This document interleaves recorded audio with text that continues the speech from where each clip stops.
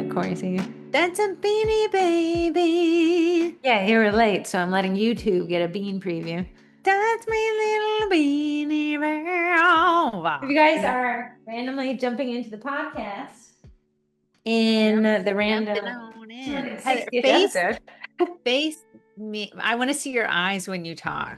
I know you're like looking at two different things, the camera and then your computer screen. It's Camera's over there discombobulating. and the notes are over here. Discombobulating to talk to your ear. I'm sorry, I don't know what you want me to do. No, that's fine. I'll get over it. I've been moving I don't have any furniture in this house, which is the funny part. You'd literally have to sit on the floor. I She cannot be has, convinced. I've been there in the flesh. I would tell you, if a bachelor life met a bachelorette, that is what my house is. Here's There's the one thing. chair. I will explain it. There's one chair that faces the backyard. It is a singular circle I chair. put it in the basement. It's gone. I thought there was two. I thought you had two. They were always intended to be the basement. When the cats got overwhelming, I needed to clear out Okay, the the room. seating limited in the middle floor there. There's one giant, tall, skinny table, like a fold-out table He's you'd gone honestly too. I cleaned him off. What? There Yeah, was yeah. so It's much a whole new empty paperwork on room. him, and he was like, where the kitchen table should be was this pile of Here's the thing. paperwork on. There was so much paperwork and I wanted to create a system because I believe that we live and die by our systems of paper organization. Sometimes though, when I'm overwhelmed with the amount of work, it starts to pile up. Mhm. Pile up it did. And on this white table, Corey kept making fun of. So last week, I'm a carrot person. Let me put a carrot in front of myself and I will move heaven and earth. The carrot was this burger from this restaurant I can't seem to shake. The Lee's burger Blue Ridge Grill. specifically. Yeah. So I said, Heather, if you can get this pile of paper gone, you can go to Blue Ridge Grill. So I asked myself, and this kind of has to do with business, but what's stopping the progress here? And I said, it's because I don't have Google Drive folders organized. So then I asked myself, does Google Drive need to be organized right now to be able to scan and shred the papers? It It does does not. not. So I said, Mm-mm. really, if I just have a systematic naming of the scanned files and upload it to a catch-all folder, I can come back and get Drive organized and then file them. So that's what I did. And it was much easier when I sat down and said, what is the roadblock here that's stopping the progress? And is there a way to work around the roadblock? So we moved the roadblock. It is needing to be done, but now it doesn't need to take up physical space. Yeah, but it was adding to the ambiance of the room because now it's a barren I was room. like, I had the house I liked it because it was affordable, but it is a new build home. It was a nice small space, I thought. Like Hmm. there's such a thing as, I'm by myself, so there's too much house. Sure. So this was like what I thought was like a small apartment with a two-car garage. That was the vibe I was going for because I don't feel It's so not overwhelmed. to me, it's townhousey big. Like I Mhm. live in a townhouse and yours is townhouse-esque. Yes, with a two-car garage, which is just what I Yes. wanted. Really wanted to focus on that. So the siding blew off. I'm on the windiest corner in West Virginia, You are. and I want to tell you guys, it's pummeled. it's But just tornadoes start here and then they move other places. So the wind was so violent, it blew off the siding. And then because it was a new build home, it had a warranty on it, so I can yeah. submit that, and they get to decide if they think it's worth fixing on their end. So the guy came and I was like, hey, like I actually found this like piece, I think, of the puzzle of siding in the yard. It's in the living room.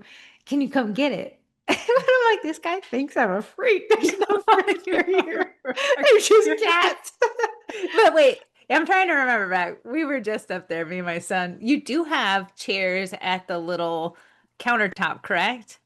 Mom gave me those and I bought one from the Walmart. I like Walmart. But mom's like, this is funny. What all of you guys are doing is like, hey, I don't want this anymore, but you could use it. I don't care what you do after you get something to replace it, but just keep it for now. Yeah, just keep it for now. Corey had this TV that we actually take to our cookie classes. Yeah. And she was like, I don't use it. You can use it. But she lost the controller. So I I'm put so this. sorry. I got too organized and I've organized it from myself. So I got the universal remote off of Amazon. And now me and the cats have been watching It's the Betty nice. Is Broderick documentary called A Woman's Yeah, Born. but a TV, a little nice, A little right? nice, just a little Oh, reference point. That's why I moved the so chair down there. So now the you cats and the can sit. cat could sit together. We did not sit together. We sat on individual chairs. Being sat with me. Munch wouldn't want anything to do with me. If you are wondering what this podcast about, no, it's not home ownership 101 Believe and me, it's you not wouldn't want to take interior a class from design. these two. It's not interior design, let me tell you. It is about baking and marketing your bakery. And we are niche down because this is what I like to do best to sugar cookies. So that's why it's called Baking It Down with Sugar Cookie Marketing. We're a group that's on Facebook. If you haven't joined, please do just answer the questions. We will get you in. But it's a great way if you started this podcast from 5 years ago when we first started and listen to this day, you'd have a very efficiently well-run business with no blind spots. We have overly talked about the same topics ad nauseum. I'll say this though. I'll say this. As somebody who follows podcasts for a while, right? Mostly I Mhm. find them when they're already successful, so I go back and binge. Yeah. Then I do follow the follow along. If suddenly these podcasters stopped, I feel like I lost a little something. You know, it's not just that we regurgitate the same concepts each week. It's also that they know your siding blew off and you live in a windy part of West Virginia. Like Give they've got me, to know you just a give, little bit better. give me a parasocial relationship and stick a fork in me. I'm happy. I love my parasocial relationships, Who are and you it's in a never parasocial relationship with? me and Paige on TikTok. She doesn't know I'll watch every single video she ever does. She's just a teacher. She's a teacher in North Carolina. I found her a couple years ago. I Wait, but watched when every they video. stop posting, Oh, when she did get into a relationship and stopped posting at the beginning of the year, and I said, "She's gone. we're She's gonna need you two to break up. We need more. Yeah, gone." it's something about creating a relationship with somebody who doesn't know exists, but then you start chuckling about their inside jokes and you're like, oh, I got that reference. And you're like, oh no, it's me. I'm in a parasocial relationship. Okay, I like them. new. I like mine. And Yeah. anyone who listens to us, I am in a relationship with you. I hope you know we're sisters. You're one of my extended family members. I will see you at the family reunion come July. We don't do family reunions, but yes, We're you guys are doing invited. one now. I got many sisters and Yes. brothers that are Yeah. listening. Oh yeah, thanks family reunion. So today's podcast is called Business Weeding, and yes, it does have to do with home ownership because I was weeding the yard. When you buy these like cookie cutter homes that they just throw up in 2 minutes because they're Yeah. building the one next to me, they are not. They're just slapping sod on clay. Like I've been trying to get the water to grow. It's not rained at all here. Get the water to grow Sorry, is crazy. paying for all the water for it to. If I could get water to grow, I'd do that because it's costing me a fortune. I got an email from the water company and it was like, warning, warning, we have not detected a leak, but a massive amount of water is flowing through your Oh, I want pipes. to tell you, you got to experience a few high bills and then you'll taper that Listen, water I right got off. on landscaping Reddit and they were like, you have to just swallow the cost if you want the sod to take, but the cost of replacing sod is much higher than Yeah, and water. a So sod gone. Just me. I'm a hand grower of my grass seed. I hand plant. I'm not sure what you guys call that. The sod squares, when a sod square goes, like it I'm like, that is a goes. square of sod. The neighbors, I met my neighbors and they're very nice, but they're like, you water a lot. And I'm like, and you don't water at all. It's And showing. is there, does it, oh, it's showing. Yeah, I watched him. Good His to name is know. Good to Francis. know. He like did this with the water hose, like bink. And I was like, brother, no. Like, brother, we're at 40 I minutes. I did talk to my lawn guy. I get it aerated, something you'll have to do. I'm so sorry. You went from hand clipping scissors. I don't have an aerator. I actually used to hand aerate. Do you know how long that takes to poke holes Oh, into I the was ground? thinking about it. The manual aerator. Did it with a poke, like it was a poker. Did Bing, it? How bing. long did it take? You have like a 2x2. No, yeah, but it still took a long time. So that when I said to the next year that took way too long, I'll hire the guy to do the aeration. Do you think it It- did something good? oh yeah, my grass looks great. Oh I shoot. did it last year and this year the grass looks great. I bought this on But Amazon. I only need to use it once, but I like the little divots between the yard and like the cement, the sidewalk. So I yes, bought that and I was pressing back. I was creating a little I swing. have one of those. You should have Shoot, I asked. borrowed dad's and then but I had bought one. I didn't realize he brought one. Oh, that's so funny. Yeah, a little edger, a little edgy. Little But I wanted edgy. to say what he said is when you're watering your grass, you want it to puddle up so you can see the water I amongst the think you were grass right. blades. I took your advice and I let it puddle. And I said, Oh, like, everyone keeps saying just water a lot.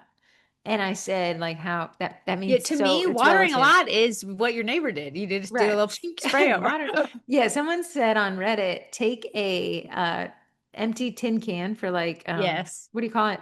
Tuna? Yeah. Empty tuna can, put it outside, and then measure out how many millimeters in that watering time, and that'll tell you the exact amount that you're actually watering, Yes. and then compare it from there. Okay, whatever. He Let's said move on when, to the business. oh, so sorry. Go ahead. Go ahead. My bad. No, no, he He said what? said, he said when it puddles on top, that means the ground is super saturated, and that's how you know it can't take any more water. So that's why you want to look for the little puddles because it'll continue sucking it down, but you won't overwater and you won't underwater. That was his thing. Good to know. Well, actually, the today's podcast is on landscaping, your business. It's called business weeding. So I was weeding outside and I had noticed the weeds coming in a couple of weeks ago, maybe 2 weeks. And I said, I'll get to those. And then I got to those. I was letting the cats play outside, which was like herding cats means something. It means it's It hard does. to do, right? So I was Yes. herding cats and then I was also weeding, which got impossible. I had to throw them inside. The weeds that I'd seen 2 weeks ago have taken root, and they were actually really hard to get out without destroying the plants around them. Yeah. They In the were also ground, they having make a babies. hole. Yeah, and I was doing this like twisty maneuver to see if I can get the roots to release because Yeah. everything on the internet's like, if you don't get the roots, Yeah. you've created a bigger problem. So I was like trying to get these roots. It was disappointing when the roots didn't come, and I just snapped it because I'll never find the base Yeah. when so the weeds are now having weed babies. When I went to the weed baby and he was little, he was so easy to pull out, root and all. Like the entire thing was like boop, like, but the bigger weed that had gained some footing and some ground, literally, Yeah. he was harder to pull out. So I was thinking while I was doing this, I said this will be such a dumb podcast topic, but it makes so much sense. Is when you do not pick weeds early, you have a major weed problem later. I love a metaphorical podcast. Are you kidding me? Okay, well, great, because Corey found today's podcast quote, which I thought was hilarious. It said, "Give a weed an inch, and it will take a yard." Do you Get get it? it? Double Get entendre right there. it's And just then this a tiny thing. literal A play on yard words. is a measurement. And it is also your yard. So before we jump in, we're Sugar Cookie Marketing. I was just updating the website. So sugarcookiemarketing.com is where you can find a lot of the resources we talk about. Things I want to talk about, what's coming, the Main Street May collab. We have 50 people signed up for that one. That one's one of our harder collabs, but it also is the biggest bang for the buck. Tends to be how life works. The harder it is, the better it pays off.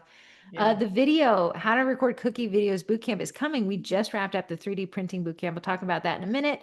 And the cherry cookie class kit dropped last week. And Corey's already working on the next class kit, which is Summer Ween. So Marine. If you saw my countdowns, Corey said, hey, listen, we're tired of your countdowns you've been doing for 5 years. Change them up so they're including what the group has coming, what the Cookie College has coming, and the upcoming holidays. So I retooled that this week. So you Yeah. can kind of see when these like collabs are coming because they're free to participate in. The biggest thing we heard when the collabs come, I didn't know this was happening. So I said, we gotta tell them high, low, west, north, south, east. Tell them all the time. I'm gonna tell you what, if you think your marketing is annoying people, it's not. They're not seeing it. They Ask are not Marina. seeing it. And that's something even that you're like, wow, I see the twins post every single day. Not everybody does. And people will always say, I didn't know this was a thing. I didn't know that was going down. If I only knew. And Like that's the what we vending have blending to do. teaches us one thing. It's half the people are like, you guys never shut up about it. And the other half are is what is the vending blending? So Yes. Yeah. Yeah. moving on to today's topic of weeding out bad behavior. So kind of behaviors, things that you're doing today that seem innocent, but when the weed takes root, it actually is harder to get rid of than if you just stop it early. So I'm going to tell you what the bakers in front of you have learned the hard way. So if you're new to baking or you're just getting started or you've taken a long break and you're back, Hmm. weed this out now. Why the little weed root is easy to get because when it Yes. takes root and it's really deep in there, it's going to be such a bigger pain. Social media commenting is the first one. How you commented years ago can affect you today. Group comments and posts follow the group profile. Posts last forever. If you write it online, think of how it'll sound if read in court. It's not going to be read in court. But if you think about that, when you go to post that thing or say it that way, you might rephrase it or completely say, you know what, it's not worth it for the reputation of my business. Yeah, a lot of these people, me and Heather included, have been on social media. And I like to see when you try to join the group, it tells me how long you've been on social media. A lot of people have been on Facebook since 2009. My original profile, 2009. This one, no. Yeah. I do a bit of like I do a bit of a porch with my own profile, delete the whole thing and disappear. But this Yeah. one, that's my second profile. So I in mine I got booted for spelling gardening hoe incorrectly. Back on topic. Yeah, back on topic. Let me Uh, start. Real quick recap. Corey wrote to somebody, "How did you meet your husband?" It was in the sugar cookie marketing group, and it was about 4 years ago. And Facebook said, "What did you just call me?" And Corey yeah, got yeah. suspended for 30 days. It actually took a lot of my abilities away as well, because I think it looks like we're a duplicate profile. Yeah, so I had to create a new one. So this one is 4 years old. I just had my celebration of life. So the other one's still out there. If you friend her, she will not respond. I have no access People to always it. like Heather and Corey Miracle. I was like, ah, that's not her. She's Mira.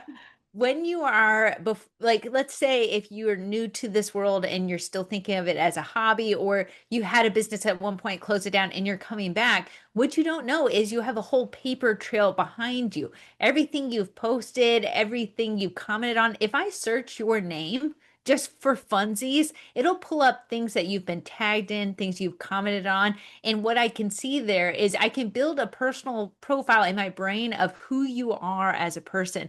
If you like internet drama and you like mudslinging in the comment section, it's going to pull that up. And that's something that, if you let it grow, if you let the weeds grow, if you never police yourself on social media, can come to bite you in the buns. I'll say that as Facebook groups are being appreciated on Facebook, not depreciated. So they're growing, they're giving us more Mhm. tools. It's also bringing in a lot more of my ability to see what the group member is potentially going to do and what they've done. So Yeah. now when you request to join a group, I can see all the groups you're in. I can see how long you're on Facebook. I can see where you live and where any mutuals and things like that. I can see if you have met friends who are already in the group, right? Mhm. So it seems like the reputation management on Facebook is increasingly becoming more transparent to give group admins more of a visibility of what your likely actions will be. Yeah. Yeah. So when What's so Facebook crazy? first came around, it was like Oh, post whatever, nobody can see anything. yeah. Now And it's people like had when I go pull up ahead. profiles since the rebrand, they did some tweaking with profiles. I can see how many times you posted to your own page, your own Yeah. profile ever since Yeah. ever. So that track record is still there.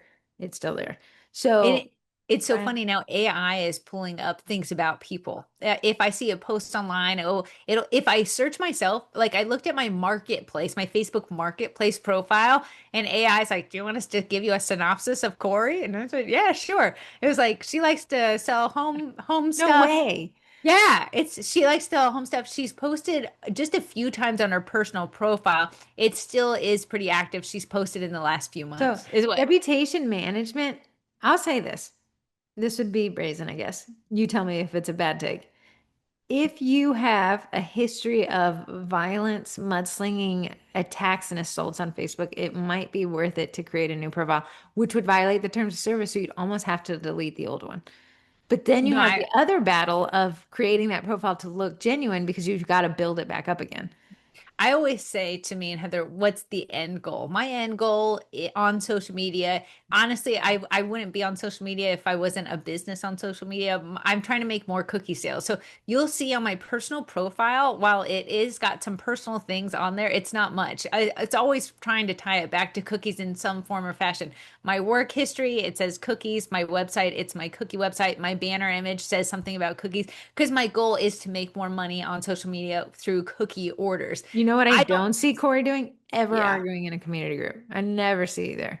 No, you won't see it because not the fact that even if I separated myself from and I took that my bakery off of my work history, I changed my banner image and I hid all the shares of my cookies from that. Just them being able to search Corey will see a comment in a Facebook group where I tagged my company because someone was looking for a local baker. Like it's not that hard to connect the two, and people are doing it all the time. If you get in an argument with somebody and they have the time in their day and they have you in their sights, that is a recipe for a weed disaster. Mm. So weed it out now. Self-correct your behavior on Facebook. One of the biggest perpetrators of this issue, and I always get that email saying, "Hey Heather, I've got a problem. I got into a political argument in a group and now they've taken it and they're Yeah. running through." And I think people have this like thing, well, I'm going to say something here, I'm going to stand up for something. When you have a business that gets a prime a majority of its leads from Facebook, you do not have the same platform as somebody with nothing to lose. Yes. Yeah. And I find myself like if I wanted to comment something that maybe was just an alternative opinion, just someone said, I hate this business and I like clap back and be like, have you even gone there? So and so is great. Like I even find myself hesitating getting in a fight with somebody just because we don't know how much time they have on their hands. If they belong to bigger groups that they can showcase, and this is where bakers, I've seen it happen, where they've posted something political in a small group and somebody's taken that to a larger group, and then that larger group has onslaughted their business page. We were That's talking about this with my little sister. So I'm not sure if it's as prevalent if you guys don't realize it, but these nicknames and anonymous, the nickname profiles, the admin can always see who you are. There's no anonymity. There's no true anonymity. So my little sister's like, oh, I didn't realize with a nickname, it actually creates a nickname profile for in the group. So you can actually scroll back and see what that person's done in the group as a nickname. So yeah. if you wouldn't say it, if you wouldn't say it with your mama there and a lawyer and a judge, don't write it if you have something to lose, which you, if you're listening to this, you have a business. I see people try to do this where they remove everything about their business from their Facebook profile. It is still impossible to separate the two. It is. And it's just a quick search will pull up that like a comment you made on a post and then I can scroll through the comments and see where you tagged your business. Like Uh-huh. it's they're there. It is intertwined. And people Regardless figure it if you out. think like you've like hidden it. Then so if you wanted to, you're a weed right now, pick your little weeds before if you're like, I really want to start marketing more on social media, here's your weed picking, your baby weed picking is to go back through the groups, search your name in that group and then go delete those comments. If you're like against deleting your whole profile, just go in where you mudslung a little bit, where you were maybe a little off, delete those. Just remove them from the surface of the internet. The post is probably done, been gone, buried, and you're not missing out on anything there. Don't leave a group and then rejoin thinking that'll clean it up. The comments in the post still follow. The posts follow Mhm. forever. The comments follow for 30 days. Yeah. However, the comments can always be dredged up when you do search, especially with groups switching from private to public, which is an Oh, and insane. now all these groups that I'm in are switching to public. I hate it. I Hate it. had it. Hate I it. had it. Point number two, mishandling order intake, no paper trail. When you take orders haphazardly, which you would start doing to get to secure the orders early when you're getting started, the small weed, there's no single reference point like an inbox where you can organize that order. You'll forget an order. It's not if, it's when. So I saw somebody yesterday and they were like, hey, I took an order. I took it where I wouldn't, shouldn't have. I really wanted to do the order and I forgot a bunch of details. And now we got a problem. So Yeah. small weed is, well, I need orders, so I'm going to take any of them anywhere. That creates the big weed of, but I forgot one. I'm about to get a bad review. What should I do?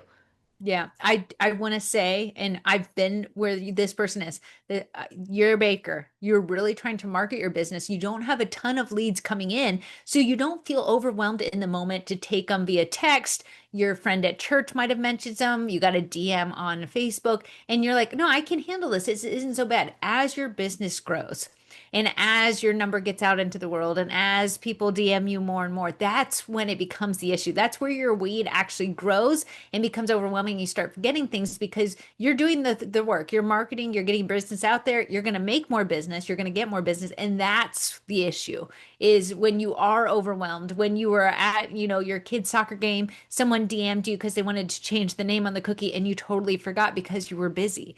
That's why having one specific place where they can, and Heather has covered this in the forms course we did on the pre-sale course, is a great way for you to stay organized so you don't have that issue. Yeah, even those comments you used to make in a Facebook group, I hate making posts in Facebook groups. I don't want people to be mean to me. And if the admins are absent, people tend to find a way to be snarky, even for the most benign of questions. So Yes. what I'll do is I'll search the group to find the referrals for a post I don't want to make, right? So if I'm like, oh, I want to hire a sugar cookie baker, I'll search the group, find a thread where somebody else asked a question and look Yeah. there. And if you initially started by telling people, hey, just send me a message on my personal profile and we can handle it, I'd go back and almost edit that comment or delete it completely as well if you have time on your hands to burn. Yeah. A great thing that I've started doing in the last couple years is on my notes app. I have a whole notes app and it'll be a long form sales post. short form sales post, personal sales post, comment sales post. And that allows me to copy and paste the information that someone would need if they wanted to make an order, which always starts on my website. So I can have that there just ready to go. So I'm never leaving it out, never saying DM me for more info because I'm busy. Like maybe I'm in the school pickup line, my son's talking to me. He doesn't talk much, so it shouldn't happen Yeah, often. so if he is talking, I will have to listen. On Android users, Android user here, you can create, they're called text shortcuts, and I'll make them with a long form text. So I always make it so if it has a, like when somebody says, how can I switch my plan within the cookie college? I type CCCHANGE. So change with three C's. And when I know it has the three C's, it triggers that text shortcut that explains to them exactly how to do it. So you can set those up in your settings. I do address AAADDRESS, and it triggers my address. So I don't have to type it out all the time. Interesting. Yeah, so that's a great way. What you don't want to do is say yes to every form or fashion to take a lead. And it feels natural to do that because you're like, I'm just glad someone wants to buy from me. What you want to do is make it one, it's going to be easier on the end user. It's a more professional experience on their ends. If Messenger goes down, which we did discover that a couple years ago, Facebook went down for about 8 hours. People could not access the information. And just having it in a spot that you can reference back is a great way, a paper trail. So you know that they had the name change, you know that the color scheme, you know that they wanted this cookie that they didn't want originally. So that is a great way. Something also I like with the paper trail is that if you're forcing him into definitely a website, or let's say you're really good and you're dialed in on a CRM, is you can see when somebody returns. If you're used to taking those through Messenger, one, Messenger is always glitchy and never works right. Yes. But let's say somebody returns and they return through a different avenue. If you originally took it through Messenger, it's going to be next to impossible unless you have a phenomenal memory to recall their first order and see that they are a recurring client and have rapport with them. Yeah. Or you do, or you're like, you don't have a good memory. So you keep the old chats, but then you lose a chat that you actually needed and you can't find it because you baked for 20 Sarahs in the last 5 years. Mhm. And you're like, then I see the bakers go to their Facebook page and they're like, if your name is Sarah, I don't have a last name. You have an order on the books Yeah. for your 4-year-old. I'm going to sneeze. So please take over. I love that. We're gonna let her sneeze, but you have to sneeze when you quiet it. I think Zoom muted you, but it was there. So She sorry. sneezed, guys. So we made Bless me. Bless me. Zoom's ability to edit out like It's surround noise fantastic. is pretty impressive. Yeah. Okay, point three, pricing to make the sale. This is a small weed that makes a ton of sense until it becomes a big bad weed. So it says this breeds bad client behavior and really awkward conversations. You start off incredibly low, but when the client returns expecting the same magically low price, you sticker shock them. This makes a ton of sense as to why we initially start this way, because a couple reasons. Our skill set's lower, so our price should be lower, right? Our hourly rate is lower, so it's able Yeah. to translate to a lower price. But oftentimes the intention is to price so low that you undercut the next guy to secure the lead. When me and Heather first entered this industry, I do say, I'm going to pat you on the back here, pat myself. The biggest thing that we saw in cookie groups before sugar cookie marketing existed was people said, look around and find the lowest price baker and do $1 less. Because you are new. It was a lot of the reason because you're new, you should be the lowest.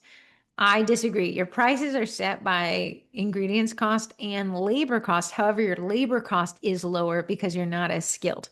Right. Yes. You So a might lot of people price all over the planet, up, down, high, because they don't know the cost of ingredients or the time. So they're actually pricing not for the health of their business, but for the chance at a sale. And I'm going to tell you, there's nothing that's going to close you up faster or lead to burnout than just pricing for an idea that maybe potentially would result in a sale versus pricing for profit. right. Because initially, kind of when we started this, that mantra of find the cheapest and charge lower, less, the issue is you're actually working at a loss per sale, which will put you in financial ruin faster than an ant in your Oh, macaron gel.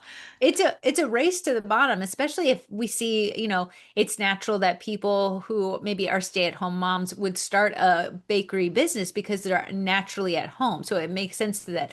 To tell everyone to always price lower than the person next to you, we are then going to get to $10 a dozen and we are going to hate this and we're going to quit. Yeah, the market, the invisible hand of the market will always self-correct that because the person will be like, I'm not making any money. This is costing me time and angst. Also, when you're the lowest price, you do get more leads because who doesn't want the best baker at the lowest price, Absolutely. right? So you get those types of leads that are like, I'm not here for a good time. I'm here for a long time. I'm going to make your life hell because I want to make sure my $10 is spent well. So Yes. there's a different Yeah. type of lead. You remember I told you my friend Mike, who works in IT, they provide server infrastructure for medium to small to medium sized businesses. And he said it's funny, the company paying us 15,000 a month is so much easier to work with than the company paying us 1,500 a month. The 1,500 is a big portion of that company's budget, whereas the company with margin, the 15,000, we're just here to make problems go away. Yeah, and I want you to know that if you get someone at a lower price point just to make the sale, and then they stick with you and you raise the price on them and they're willing to stick with you, the amount of pressure you will feel from them is so much higher because what was $10 and now is $20, that means it's twice as big a deal on there. And because you raised your prices where they saw maybe the value at $10, they're not seeing the value at $20. So they become a nightmare client. And me and Heather, wash, rinse, repeat. We've done that many times in our marketing company. We're like, well, we'll give them extra stuff for a lower price because it'll make them happy. No, it makes them demanding. It always bites me in the bun cheeks. It never was like a great strategy, not one time. It never, I was like, that was good. That was a good thing we did there. That really paid off in the long run. I lived for 6 years directly next to the Wegmans. It was my closest neighbor. And then for the 4 years prior, I lived within driving distance of 2 minutes. Yeah. So I saw Wegmans had this salad. I loved it. It was just a regular salad and it had the little balls of cheese. What are those called? Mozzarella ball. Mozzarella balls. And then it had pine nuts, which I know people with allergies are screaming right now. Apparently, that's like the most allergy laden nut. Anyways, I really liked the salad. It was $4. It was delectable. And it had like a vinaigrette. I would go and get it all the time. Over the 10 years, the salad doubled in price. So it went up to eight to the point where I think it was finally at over double digits, over 10. But I had known it to be a $4 salad. Yeah. I'd fallen in love with it as a $4 salad. To see it reach the double digits, having known what it was originally costed at, I never bought it again. So Yeah, because the value was no you look longer so there. You different only, with now glasses on. I don't think I ever see you without glasses on. You look like hey, me. hi. Yeah, because I'd fallen in love with it at a cheap price. When it raised, all I could see was the injustice of the price. Not that it had actually become a Yeah. fairly priced salad. I saw it as an overpriced salad. So what she's how you would translate it is you get the customer at $10 a dozen. You know, they're not super picky, but you raise your prices because your business can't constitute $10 a dozen. Unfortunately, what they no longer see is the value in the $20 They're dozen. They not say, growing with you. Let me no, tell you that. They're not like, you know what? I did get a steal from you before. You deserve this. Some yeah. people, but the large majority of people, it's really hard to break away from price anchoring. Yeah. Yeah, it really is. And we actually had, there was a lady in the sugar cookie marketing group who had posted that she raised her prices and that she is seeing a decline in her orders. And she's wondering, should she go back to the lower price?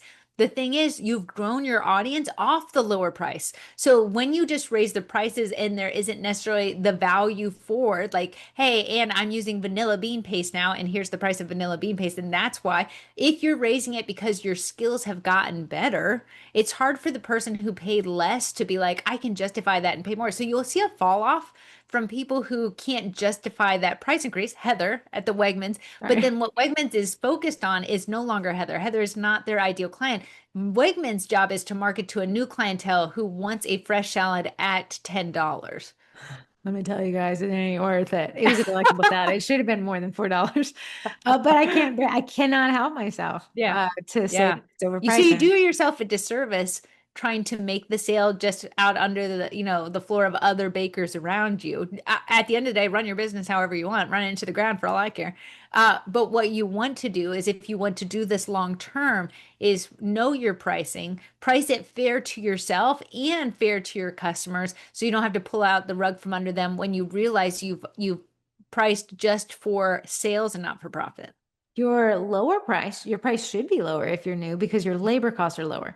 And you may think, but Heather, it's taking me just as much time. Yeah, but your skill set is less. So the same way you would hire a really seasoned carpenter or a Yeah. carpenter handyman who got started yesterday, their labor rates are going to be different, even though it may take the same amount of time.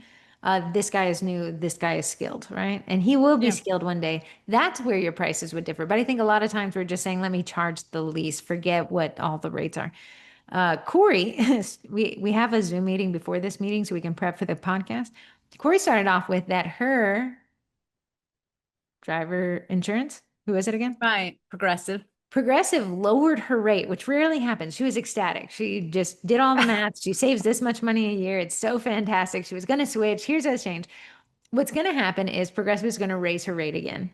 But she is not going to be like, oh, this is what it was. She's going to say, that's not fair. I didn't do anything wrong. Yeah. Yes. Even though she was Yes. fine with paying this price, they've given her a discount. She's ecstatic. They're going to raise it again If as they they raise it do. again, I will be more dissatisfied. Well, when I did get the chip in my windshield, it was a hassle to get someone out to fix it. I'm gonna not say, wow, you know what? They actually They were deserve really fair to me when they lowered the I price. know. No, that's not how it works. And people are people, and that's how we work. Especially if there's no, I'm not, cousins with Mr. Progressive. I'm not going to be like, well, I really want the best for Mr. Progressive. Progressive, I'm just a number to it. It's just a number to me. So when the value doesn't equal how much I'm paying, you're going to see me go to Elephant Insurance and try to find something, or Liberty and try to find something a little I cheaper. saw on Reddit one. It was I'm gonna slaughter her Instagram handle. Atlanta Bakes, ATL Bakes, which in my head is Atlanta. Yeah. She was a Liberty cookie maker, and she heard the podcast, and she's like, "It's so funny. I know I did those." So she went and found the ad, That's and was yes, like, "Those are my cookies." it's a emu, emu. The It's an Limu Emu. the I lemur saw emu. on It's Reddit, or maybe it was on TikTok. I don't know, it was Instagram, and it was like, no one has committed to an unfunnier bit than Liberty Bivery. someone But said someone said Geico in the comments section. And it was just a picture of what is Lizard, he? the The gecko. lizard man. Yeah, the If gecko. you go back to the original Geico Gecko commercials, he didn't know how to speak. It was just a confusion that they thought Geico was spelled gecko. Now he's like this eloquent speaker. Someone He was says, a gecko why at the why beginning. do insurance company market so hard when it's something we're required to have? Who's the one? And I saw the rest of the comments on that video. The one with the like mayhem, like me. Oh yes. What is he? He actually came from Yeah, I've seen him. SVU. He's an extra guy in I- everything ever yeah. made. Um, It's uh, crazy that you only remember him and not who he is actually promoting. yeah. How about are you in good hands? Dude, that's Isn't also that guy who's also he's in other things too, but it's yeah. Allstate. And then you got Yes. the one, the progressive girl. The Yes. I I forget. saw her little docu series about like how she Yeah, hated progressive and I was like, oh, yeah. same, ditto. Me too. Okay, so pricing to make the sale. Point four, boundary setting. Not setting boundaries is actually giving people private permission. And this is something I gotta get rid of the cat. You're banished. Boom. Goodbye. Boundaries in your business are so important. And when you're starting out in your business or you feel a lull in your sales, coming J months are approaching, you're going to say, let me bend my boundaries to make a sale, to, accommodate this person so they're more apt to buy from me. I want to tell you, the little weed with the short little root system, that's easy to correct. You can create some nightmare clients. Ask me how I know. This is what so not setting a boundary is actually giving a private permission. This is what I keep having to tell myself. I had an issue with these two cats. Okay, I'm not the best cat owner, so I did get to, and I like to call it the AI, so I sound like a boomer. I got to the Yeah. AI, and I was like, hey, I'm having this issue. And it was like, when your big cat meows, stop responding immediately. And I'm like, Yes. but that means, and I was like, no, no, you've just trained the cat that meowing gets something from you. So it's Yeah. like not, so it's like when you do that, you're saying yes, but when you don't do that, you're saying no. So in my mind, not saying no, like I'll be like, they'll know that it's a no, right? They'll, no, no, no, they just email twice as hard. So Yes. not setting a boundary is setting a boundary in the other direction, right? So not saying no is saying yes. you're changing. You're like, no, I'm not bending my mouth. You've made a new bad boundary for yourself. The cat meows at the garage door constantly, and now he meows at the front door because he likes to go outside. Yeah. He does not get any quieter when I don't get up. He doubles his volume.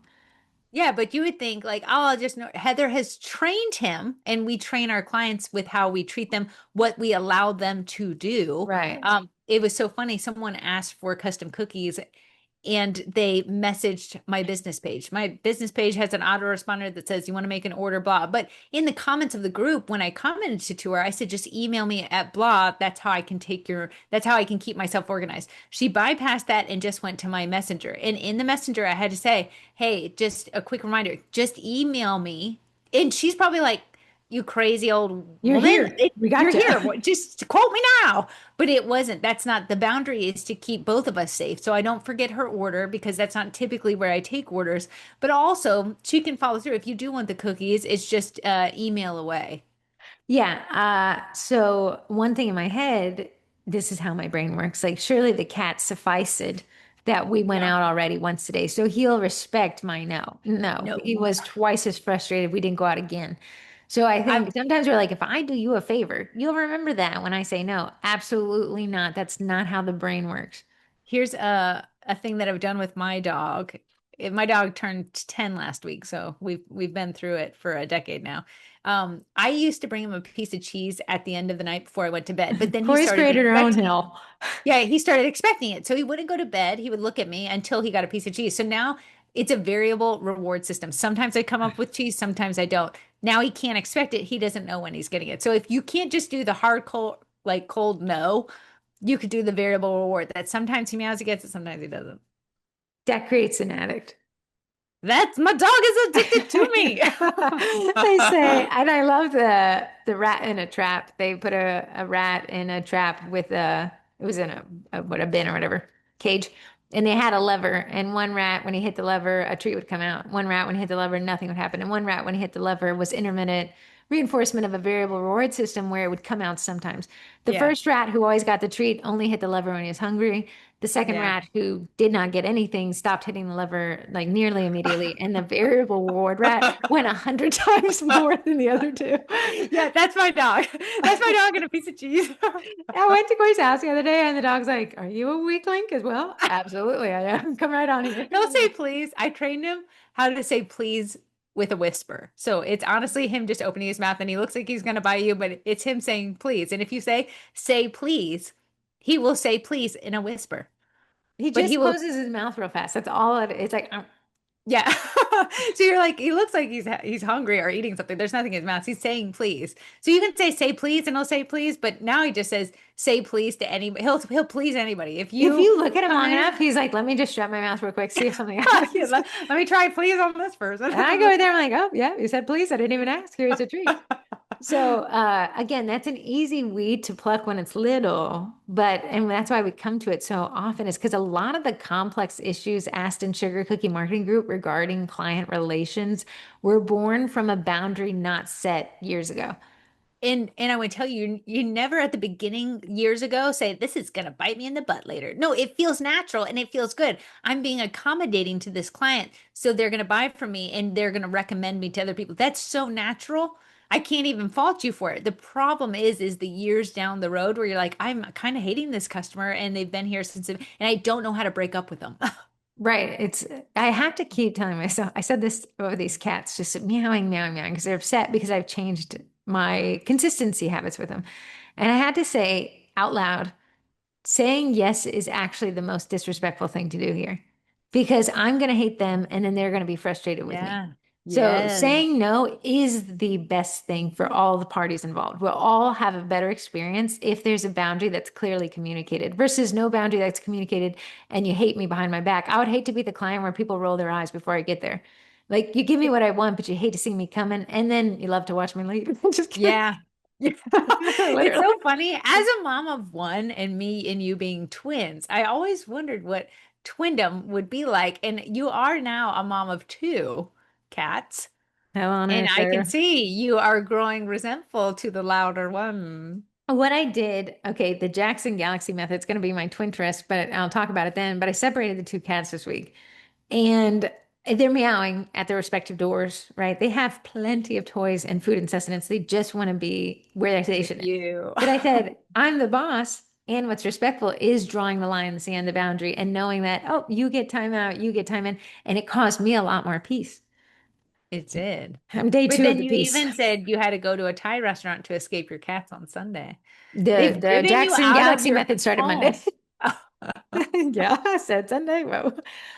Yeah, Monday we got to change something because I'm not having a good time. I even asked Corey, like, do you want to count? Yeah, Heather is like, hey, which one do you think is cuter? I was Which like, one do you wow, like? Archer picked the one that's the biggest problem. Yeah, I know. Point five. I actually saw this asked about in a different variation yesterday in the sugar cookie marketing group, but it was friends and family discount. Discounting for friends and family early on without communicating that it's a discount. You got to communicate that, or giving your friends and family orders for free can create long-term expectations and underpricing for cookies. When you finally feel justified in charging the appropriate amount, if it can be seen as greedy. Yeah, yeah. It it's so common. Your friends and family do want to be your biggest supporter. But when they're our friends and family, us as bakers, we'll be like, wow, thanks for supporting me. Here's a discount, or I'll bake it for free, or I'll bring this to the event. I was already going to it. And then you are in a hostage situation, especially with people with big families, a lot of extended family members around them. They might not know what goes into cookie baking. They're not around you all the time. So for them to assume that you can bring 24 cookies in short notice to their kid's baptism, it's going to make you resent your family. Corey has created this issue for herself, whether or not she realizes it. Initially, you would take families' orders first and move them up front, and then you would never ask for money, which ended up they all came to me and said, "What should I pay?" Like, and I was like, "Well, here's what the rate is." And they're like, "Oh, that's so much more expensive. I wouldn't have ordered that many."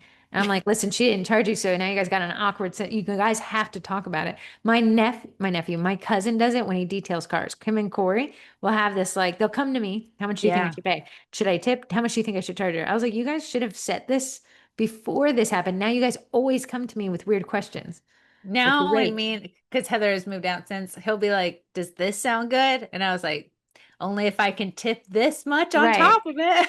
What I would say, what I would do is if you want to do your friends and family a solid, instead of ever doing anything for free or moving to the front of the line, say the guys, absolutely. Book through my booking system. It helps me Yeah. stay on top of this. I don't want to let your order fall through the cracks at all. But I always say friends and family, 15% discount. That's my gift to you guys. So that way you have a set expectation Yeah. that's a percentage discount. They feel like they got something. They're still going through your order form, but you don't have that like, when are you going to pay? Well, when are you going to ask to pay? How much are you going to pay? Well, I don't know how much you're charging. Oh, it's that the full price. You're doing me a sale. What Corey will do was like, you made it awkward for Ash. He'll be like, pay what you feel. I hate that. It's I because feel like paying nothing. Ashley feels like it's a service-based business where she needs to tip on top of that. And I was like, I want to tell you, the world ain't tipping sugar cookie bakers like you think you are. You're just an over tipper. Ashley also goes outside of my form when she knows it's booked. She's like, your form looked booked. I just wondered, can you take this order? And that's because Ignorant. initially Corey didn't have a form, which you Yeah. typically don't. So that's why we're saying start when these Right. weeds are little, pluck them then, because when they get the root system, it's really hard. And it always leads to that awkward conversation. And then you have hurt feelings because they're not going to say, like, this feels like you're charging too much. That would be rude to you. So they're just going to say it behind your back. What's so funny, and we don't have a giant family, but I made cookies for my dad when he used to go to his office, and the cookies were for his clients. It was funny. I went to this event that they had, and some of his workers, like his employees, were eating the cookies because my dad spent $0 on them. He didn't see the value behind getting these into the client's hands. So these workers are He's like, like, these are food, for God. food in the back room. So I was like, oh, okay, this took me like literally 10 hours of my life to make these because they didn't see the value behind them. I never charged it for them. Corey and I, when we were in high school, I don't know why we washed the car so often. I guess we just had nothing to do. It was before the internet was popular, and we also It lived in a was. rural part of Northern Virginia, so we had to have that internet by satellite, which Yeah, was the moon dish or something. whatever, facing the north sky. Don't matter where that thing faced, you weren't getting online. And then my parents had a ton of rules. So we really just twiddle our thumbs. God forbid we practice playing the piano. We would wash the cars. But We my did. mom would always have a clean car. So that she had no incentive not to run through a puddle to the point where I'd be like, can you please try to avoid that puddle that we're just careening towards? This is Yeah, because literally my life. She didn't value it. Even my husband, when I mop the floors, they just track all the stuff. And when he mops the floors, he's like, "Be careful, I just mop." Yeah, because you find the value in it. So charging is a respectful thing to do. It does convey value. It does make the people appreciate the cookies more because they're in it. So if you want to do a standard discount when you first get started, be like 15% off. That means it grows with your rates, but Yeah. they feel like they still got something. Yeah. Well, you don't want to let that weed grow and then Cheryl at the next family picnic's like, well, excuse me. I thought I was helping you out by ordering from you and now I don't like you and I'll never order your Uh-huh. cookies again. That's what we don't want. A weird family reunion where they hire someone else who's cheaper and now you're offended. They're That's offended. always the other side of it. They end up finding somebody else, and you're like, but they're my family, which I see is another question. These weeds grow so big, and then you're like, hey, I noticed my auntie hired somebody else. It hurt my feelings. Should I bring it up? Yeah. Like, Yeah. wow, see how awkward it gets? Yes. Final Yeah. one, the donation issue. Charitable donations can be an awesome way to support your community, but without communication of upfront expectations. And I came up with this. You can grow a needy weedy, a A needy weedy. needy weedy. Here's the Someone who thing. is constantly hitting you up for more and more free or discounted product, which would make sense. Can you Yes. talk while I use the restroom real quick? I've had five Yeah, Diet Cokes. you're Cheers. so crazy. Donations are huge, especially if you're trying to grow your business. You're trying to get your business out into the community. Donations just seem like a natural way to do that. You're making the cookies, you're trying to practice. So, donating the ones instead of tossing them are a huge way that you can grow your bakery business. You can get into the feeds and lives of other people. It's a natural thing. The problem with donations is sometimes you create needy, weedy, donation, greedy people, and they keep coming you back to you for donations. And you never set up a clear and concise boundary with them or expectations. What you want to do is if you want to take donations, and I do donations throughout the year too, is ask them, where can I just ask? I'm trying to also grow my business while doing donations. Is there a Facebook page that you'll be posting to? Is the PTA going to have a QR code with my information on it that people could scan? Can I leave business cards there so that I can grow my business during this? When you just do donations and you never follow up, you never find out, you're going to find that people are so busy in their lives, they're no longer worried about you. They're worried about whatever the next donation is. So you'll see that you give the donation, you feel unthanked, unappreciated. Are you telling them your own So experience? unthanked. Here's the thing. The people I donate to have my QR code on a laminated thing. So every time I donate, that card is out there. I also give them business cards that they can send out there too. Not saying I necessarily get a ton of business from that, but if I'm going to donate to someone, I need it to benefit me as well. So that's a great way to do it. When you can track some things and you can have your QR code, they're shouting you out on social media, they're posting you in the local groups, that's a win-win. So your donation is technically paying you back. The problem is when you don't do that and then they take your donation, you never hear back, you never hear thank you. They've never posted on your social media, but they come knocking at your door 4 or 5 times throughout the year. You actually grow resentful towards them and it Mm, creates an awkward situation. How do you break up with them? I Because read you're mad. this. Sorry, go ahead. Didn't No, mean go to- ahead. Resentment is an indicator that a conversation wasn't had. Mm, mm, And it's awkward to have the amen. conversation because you're hoping people read your mind, but we weren't mind readers. Are you hot or cold? Did it rain yesterday? It poured. It didn't rain here at all. Oh, It it poured from downpoured. the water bill specifically. You would appreciate the rain that we had. I was hot. I had my heater going, so I've turned it off. It's I cold. get approached the longer you're in business, it's natural for people to come and ask for donations. I was at the orthodontist appointment for my son yesterday, and someone was asking the orthodontist to support their swim team. It is natural. Like someone's gonna ask you to donate, and it's how you have that initial conversation that's going to set the tone if this is a good thing or a bad thing for your business. It is okay to ask them where you'll be mentioned. If you're mentioned in a flyer, the newsletter, if they're going to post you in social media, if they're going to actually shout you out in this local community group that you're trying to grow. I Those are like great things that. to I'd ask. word it this way. Oh, yeah, I'd love to take that. I can actually borrow from my marketing budget if you guys could help me market. What do you think that sounds like? That way it Yeah. sounds like we're in this together. It's me and you against my budget. Yeah, teamwork. Because the thing is, if you're just like, yeah, I can donate, then there's no bottom of the bucket. So Heather's saying that she's pulling from her marketing budget, says, you know, there's a finite amount of money in the Mm. marketing budget, and you're helping me do that. So the next time maybe it won't be a good lineup for you, or you're busy, or you're working on orders. When they come, you'll be like, you know what, I'm actually tapped out for my marketing budget this month or this quarter, and you can have a sweet breakup, new expectations with them. Hmm. Again, this is all easier to do before the weed gets roots. What happens when you do the donation at the beginning of your business because you feel guilty or you feel that you should or you feel like it's right, you'll get frustrated the 50th time they ask. But Yeah. they make a natural thing. I always see around Teacher Appreciation Week, the big ask. Like, does anybody want to donate 500,000 cookies for the teachers here? But like, I'm Yeah. like, wow, some baker probably was asked that directly and had to say no, and now it's like crowdsourcing it. Yeah. Once I've learned over the years that I've done donations, when someone asks you to donate, they're leaving it open-ended because the more you volunteer, the less they have to do. So I like to do something that's a lot of easier. I can do 2 dozen mini cookies. I can do 1 dozen this. You know, that mini cookies aren't free. They do take time, but it's a lot easier on the designs. But saying what I can do and then being like, here's some other bakers that maybe are looking to grow their business. You could go. So a lot of times it's a bunch of bakers that maybe are tagged in the same post because we Mhm. all went in on it. You know, there's Mhm. probably like 100 teachers at a public school around here, you know, with the staff and the admin. It's too much for one person to bake, but a lot easier for to break down and have, you know, a bunch of people donate. We could spend the rest of our lives talking about the small weeds that grow into big business weed problems. But just to recap the 6 points we wanted to cover, social media, commenting, social media reputation is a big one. It's becoming more and more of an issue. Mishandling order intakes as no paper trails created, then you have the frustration or the forgetfulness, which always leads to that awkward conversation. Then you have point three was pricing to make the sale, especially when you're getting started, underpricing to snag the lead, and then having the issue when you charge appropriately. Point four, boundary setting. If not saying no is technically saying yes, and you're training your audience to, and it makes it awkward for everybody. Point five, friends and family discount, and then point six, that donation issue that creates a needy weedy. I want to say, ne'er in my days have I had so many awkward moments than it was creating a business. A business is going to put you in an awkward moment no matter how hard you try to avoid them. It is going to happen.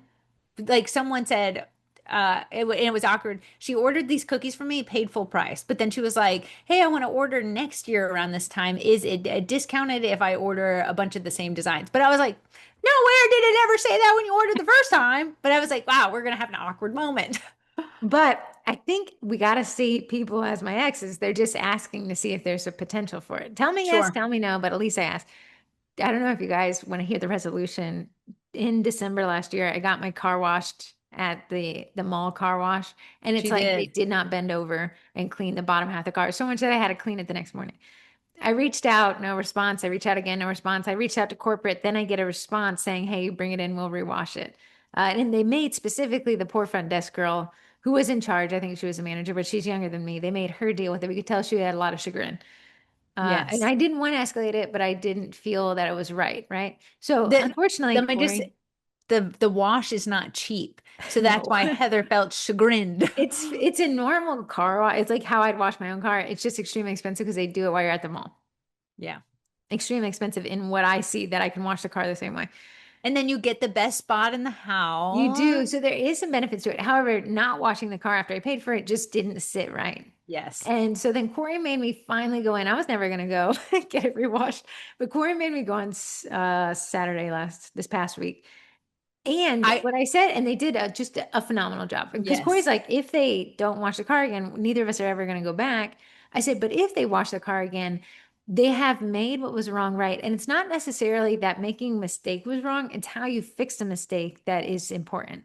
I told Heather to have the confrontation that the car wasn't washed and to not give them the chance or the opportunity to make it I right. If know. I've ever made someone's order wrong, like I Mhm. maybe counted the cookies wrong and there wasn't enough, I want the chance to make it right, to maybe salvage the business relationship. That is what I want as a business owner. So I said to Heather, you can't have the confrontation and never give her the I opportunity. tell you So that when we walked confrontation, I in was like, there, hey, quick question. I'm non-confrontational. However, yeah. had So when I go pick up the car, they were like, okay, here's what you owe. And I was like, oh, I don't think I owe anything. I think I paid it before. And they were The like, problem oh, is she remembered. Heather said, "Do you remember me?" And she's like, "Oh, I remember you." Like she had gotten in trouble with her business, I'm sure, for not cleaning the car or whatever. But Heather gave her the opportunity to make it right, and she made it right. they made it great. And they sent me a text out of 1 to 5, and I gave them a 5. Yeah. So that was the resolution for that one. Moving on to the Cookie College. You guys can find all these resources at thecookiecollege.com. We just wrapped our 3D printing bootcamp, meaning if you didn't know how to print a cutter at your house before, now you do. And it was only 2 days worth of courses. And I told people the buzzwords make this sound harder than it is. The buzzwords just mean this complicated thing means this. This means this. Just press print. And then we're printing cutters. Not only are we printing cutters, donated by Cookie Cutters by Nora gave us 3 STL files, and Cookie Design Lab gave every bootcamp attendee a week of Cookie Design Lab to try out their new skills. Yeah. We were also able to create our own custom STL files using Cookie Design Lab, and then we went and tried it again in Fusion 360. Yeah. What a great boot camp. It's $13. You can still sign up for it if you'd like. That one will just, if you're not ordering cutters, the shipping alone is going to pay for it. But I had a customer, boundary buster herself, um, for my YouTube people. She ordered a lacrosse logo, and I was able to use Cookie Design Lab to make her a custom cutter that is going to make her look good to the people on the lacrosse team. And from that, hopefully, ends up in more orders for me. I like to go above and beyond when I know it's for teams, because I know there's a lot of families involved. We made a cutter in the boot camp, and to print it, I think it was 66 cents. Wow. Right. So there is a Wow. lot of cost savings, and and I love supporting the cutter shops and still do. The thing that bothers me about ordering physical things is the shipping. It like goes to nobody. Like at least let the cutter shop keep it, but like, I understand we have to pay Yeah. into shipment, but it's like, wow, that balloons the cost of this stuff so much, and none of the two parties involved necessarily benefit from it. Yeah. I want to say, if you had a weed, having the cutter name on the side, the little weed now is to do that. The The big big weed weed is that. later is you're gonna have a lot of cutters you do not know what they are. And I'll That's what I see you in the always cookie see. cutter identification group. Bless those groups. So we have our next boot camp coming up. Actually, you guys bullied Corey into this one, and I helped. So 1-2 punch, me and you guys. It's recording cookie videos. So just those simple videos that you guys are like, how do people do them? I struggle with them. I struggle with lighting. I struggle with the stand. I struggle with setup, and I struggle with editing.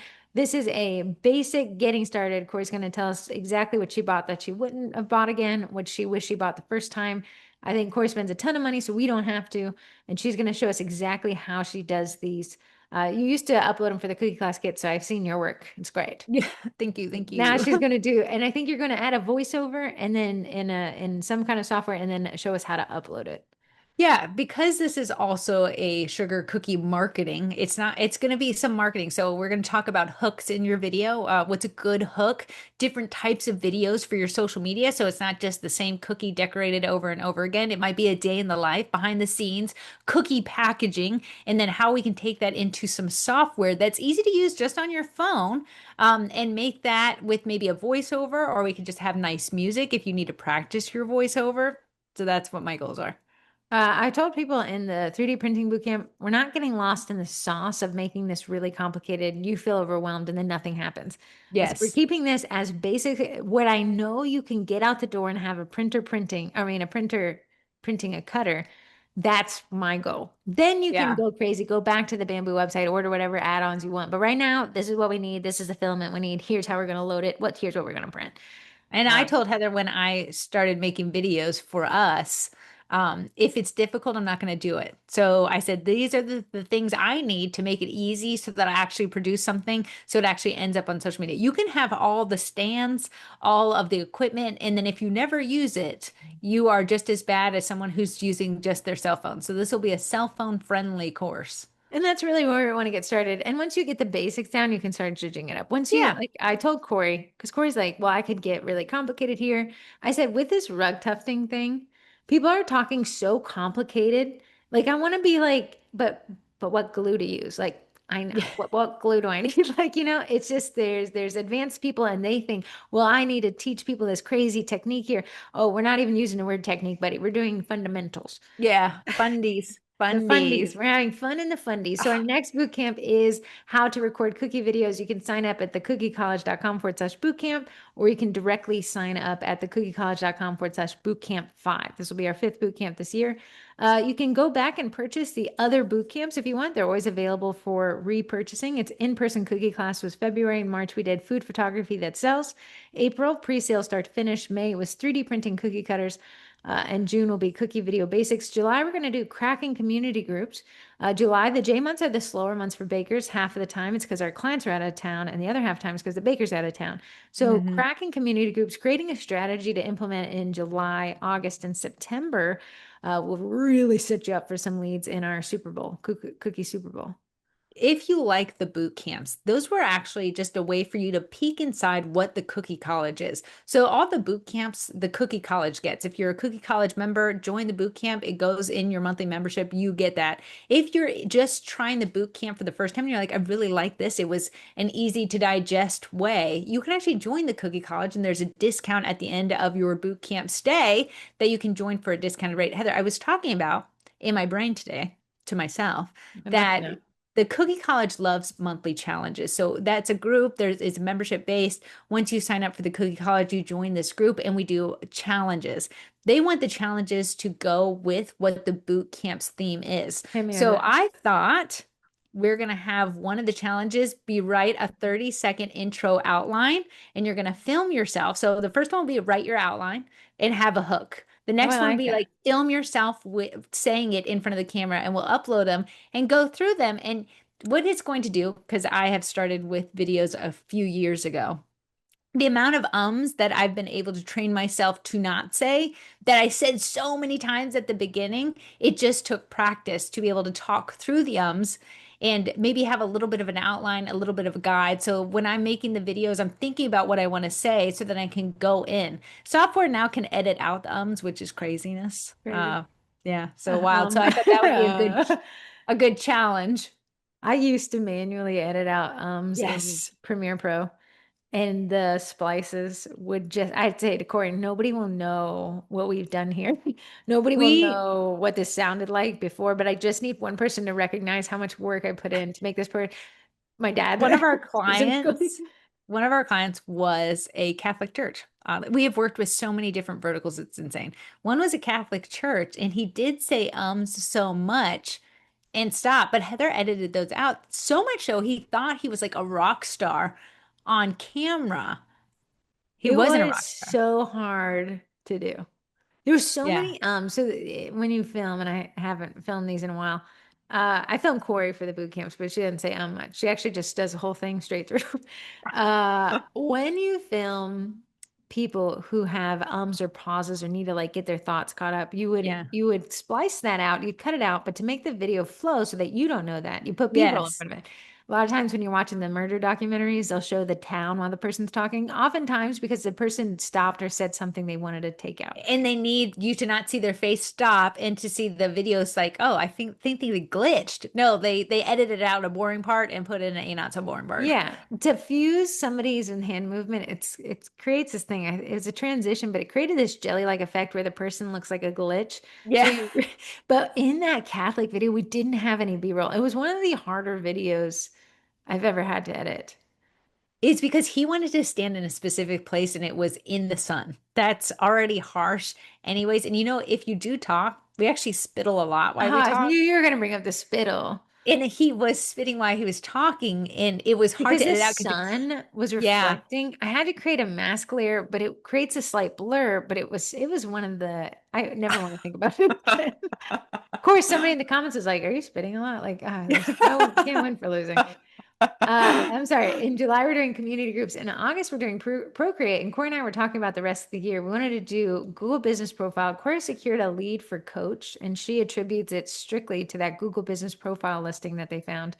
I want to do one on newsletters. And what was that other one? We were talking about a couple different options. We said website or forms was a good one. You had touched on the forms in the pre-sale. We said pricing would be a great one. And I think we also said something about Canva and kind of creating the Yeah. print materials. Yeah. So those are our boot camps. You can find that all at thecookiecollege.com/bootcamp, or you can find links to it on sugarcookiemarketing.com or on thecookiecollege.com. And you can always ask, and we are here to help. You have anything else to add? Nope. Nope. Boop. Corey's my first 3D printing student, and she was printing off this yesterday morning. What'd you print off yesterday? That? It is National Police Week. And I thought a handcuff. If you're talking about donations that we had talked about, donating to a cause that you think is important is huge. National Police Week is great. My husband is one. So I said, He's a police they week. do. Just kidding. He's Yeah, a police officer. sometimes they actually post their donations to the page. They don't do it as much. So I thought, I know the social media lady. So I'm going to bake her some cookies. What a great way to get a charitable donation to work for marketing, because Yes. everyone follows the police pages because I want to know the gossip that's going on down the Yeah. street. But to have them say, "Hey, here, look, this person donated this," which I see them do quite a bit when the businesses donate like lunch or something. Yeah, yeah. So that's my goal. At the end, if they're just happy with cookies, thank you for doing your police stuff. But if I can get a little marketing out of it, I'll really like it. Moving on to the gossip column, submission one. There's a local baker who doesn't have the cleanest cookies, like they're rushed, sloppy, and weird edges that are never straight. I was fine with her selling her stuff in local groups because she showed exactly what they were getting. Well, she found AI, and AI is making her cookies look better, not just the photos, but changing the look of her cookies. They look picture perfect, and now I know they aren't. They look picture perfect now, but I know they aren't. Just frustrated because I know that she's making and what she's posting aren't the same thing. Oh, this is rampant. Oh, The yeah. Go ahead.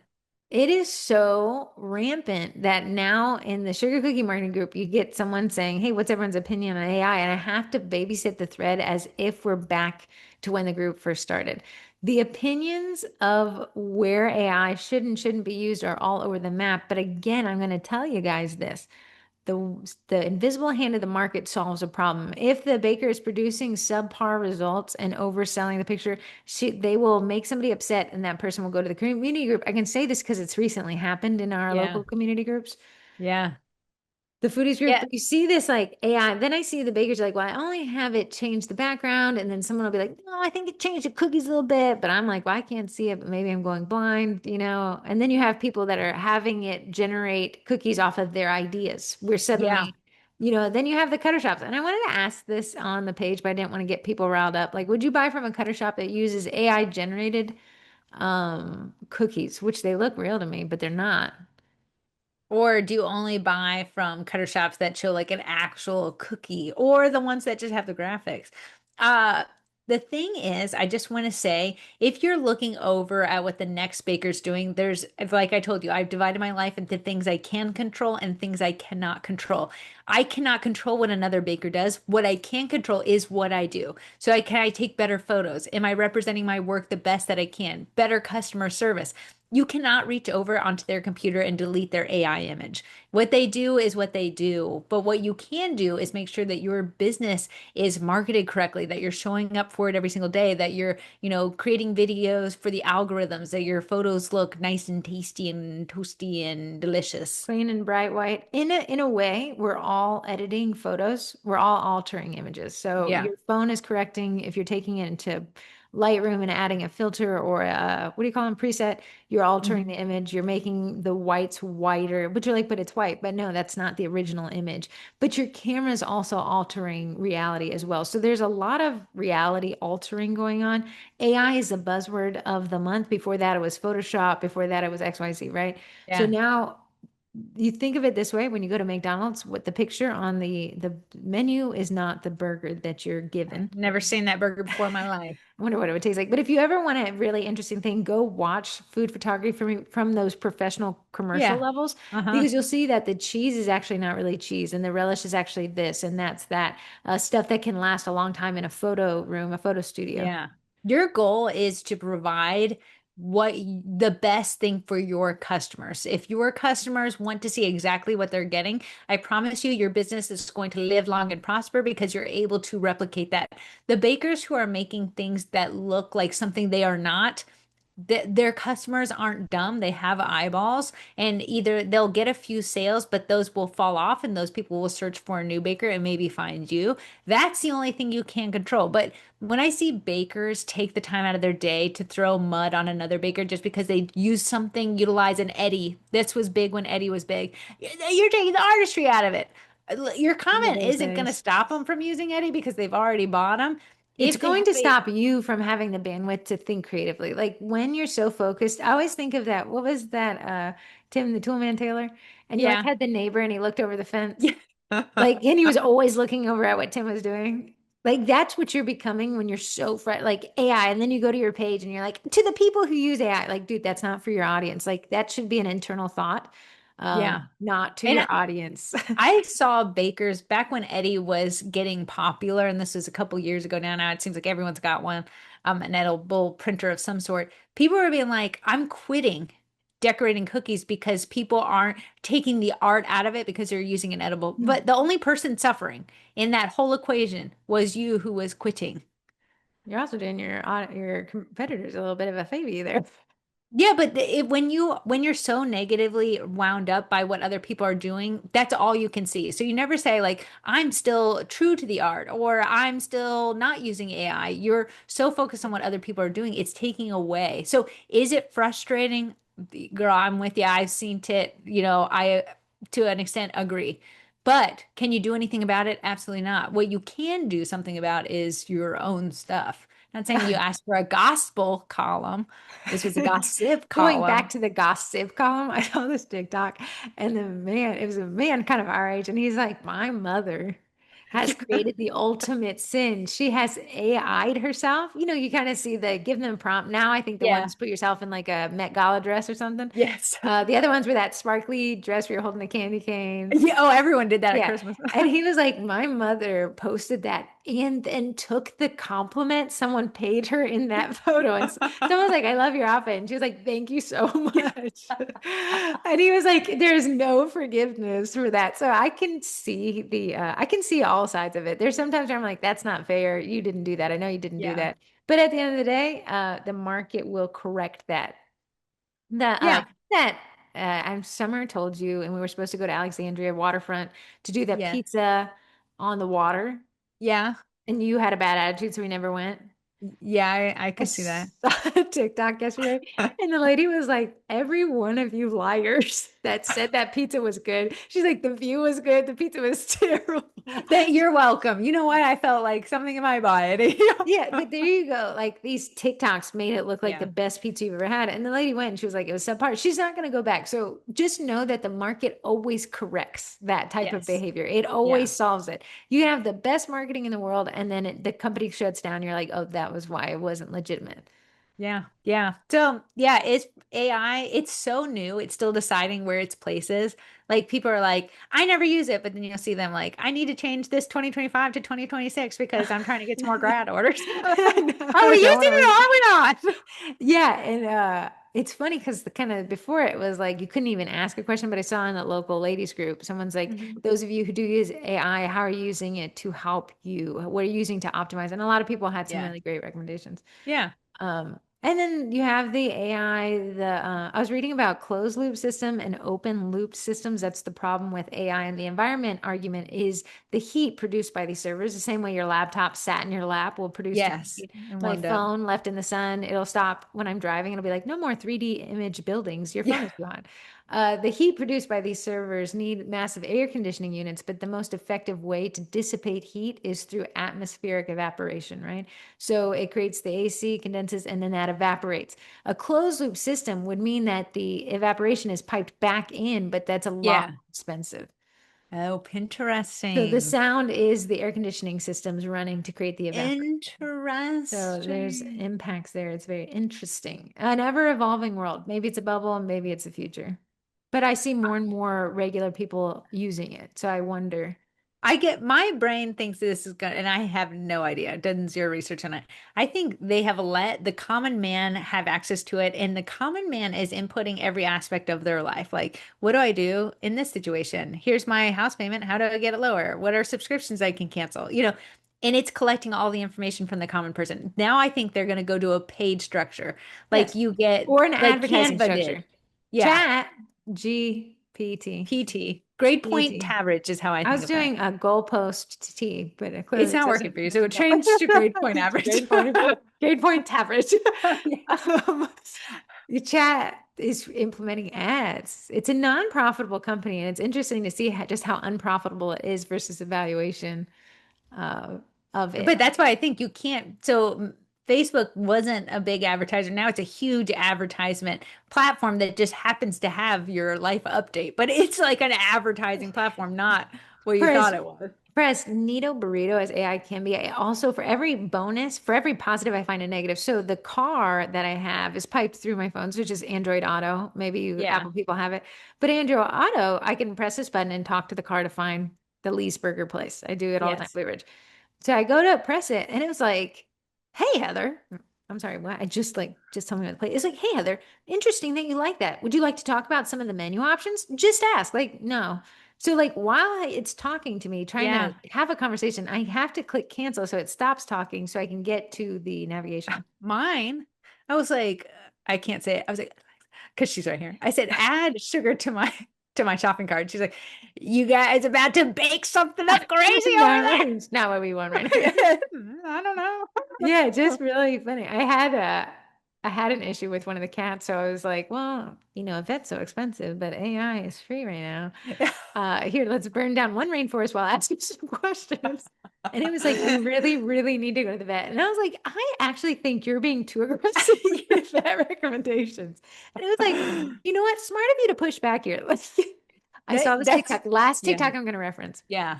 But this guy it was comparing AI to cutting a sandwich. So it's like he was in a Subway and he was like, yeah, now just cut it in half. But it was cutting it half long ways. It was cutting it in half middle ways. Like it was doing everything wrong, but he kept having to get it to cut it truly in half like you'd cut a sandwich. So finally at the end, the AI gets that he's supposed to cut it in half, but instead of moving the knife, it moves the sandwich back and Yeah. forth. It's like just left of center. Like you're just You're left of close. It's like center. must be like having a teenager, like you're let's just have the neuron Yeah. fire one more time. Come on. Okay, moving to upcoming events. Very interesting gossip topic. People, thank you. The Main Street collab is next week. Corey, are you gonna take some photos? Or are we gonna go to invite me to something? I have found the logo of Bourbon and Fig, and it's gold and girl. So Yay, girl, gets you some less to dust. I thought so. I will do the Bourbon and Fig, the B and F, and they have this little plant. It must be a bourbon or fig, a bourbon plant.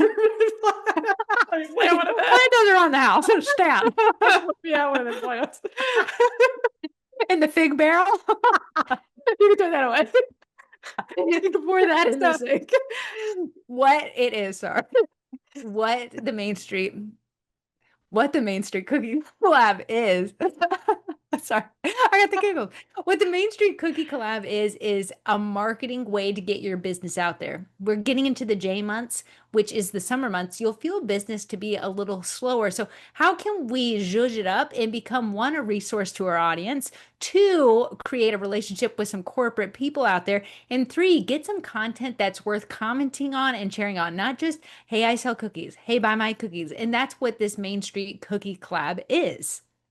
Then Take the it over. next one, and I went super easy on you guys. I didn't make you pipe a specific cookie. It's just going to be a selfie of you holding any cookie for the June Meet the Baker collab. It is the most attended collab. It's because it's the easiest collab, but we're putting it in July, June. I'm sorry, because it's a J month and that's a slower time. It's a good time to reconnect with your audience, and people love faces. Yeah, and I saw as I really am pulling from the relationship bucket in 2026, your face does a lot because people want to buy from someone they know and they can only get to know you if they see you. So that's why it's a great one to do. And me and Heather even suggest doing Meet the Baker quarterly. As you're marketing your business, you're growing it with new people. People come and go. You end up in some feeds, you don't end up in others. It's a great content bucket to pull from. If you posted a selfie every day, I think people would be like, whoa. But if you Yeah. never posted a selfie, I also think people would be like, oh, that's what you look like. So it is Yeah. that if you ever look up heat maps of websites that track eyes, I can't help it. I can't help it. I look at other eyes. Eyes look at eyes. We cannot help eyes. I Yeah. want to look at your eyes. So if you look at the heat maps of those websites, our eyes naturally gravitate towards a part of the website where there is an eye. And that's what we're doing here as well. You get the engagement of the other bakers. We're going to do three facts you don't know about me. That'll be very easy to respond to. But your audience will also learn more about you as well. So Corey, start thinking of your three facts. Question for you about the Main Street collab. Okay, I was thinking Bourbon and Fig because it's a new hot place. But yesterday when I was at Archer's orthodontist, by the way, he gets his braces off in December. Crazy. No way. Wow. Yes.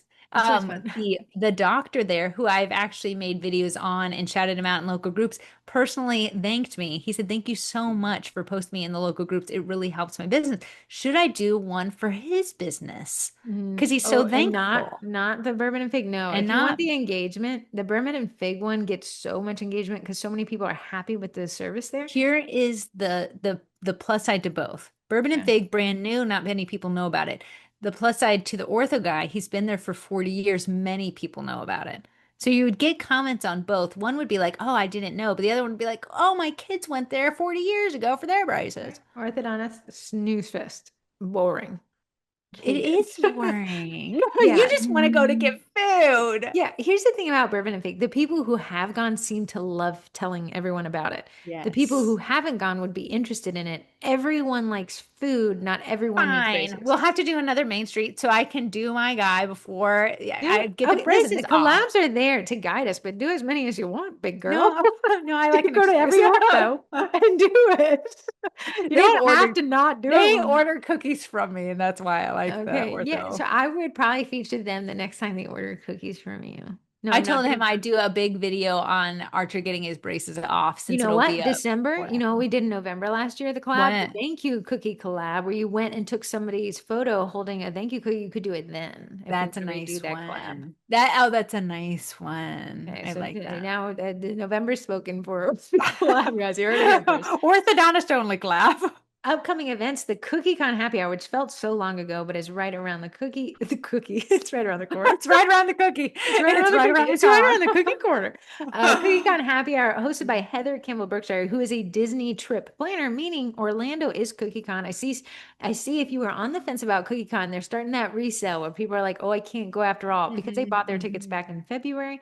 Now you have those people who are like, "I'm willing to sell this and I'm willing to sell it for cheaper than I bought it for." A lot of times the people selling tickets are also willing to give up a room. The I best see thing people about looking a for roomies.